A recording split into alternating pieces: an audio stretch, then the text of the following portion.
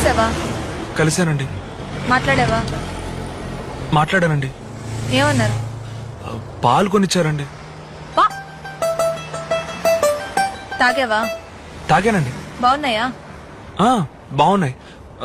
ఏంటండి చిన్నపిల్లని అడిగినట్టు అడుగుతున్నారు? మరి ఆయన చూసి మాట్లాడి రావయ్యా అంటే ఏం చెప్పారని అడిగితే పాల్గొనిచ్చారంటున్నా? అదేనండి, నా గురించి అడిగారు, చెప్పాను. ఆ తర్వాత పాలు కొనిచ్చారండి. ఆయన ఎవరు తెలుసా? తెలుసు. ఎవరు? హెడ్. అది నీకు, నాకెవరో తెలుసా?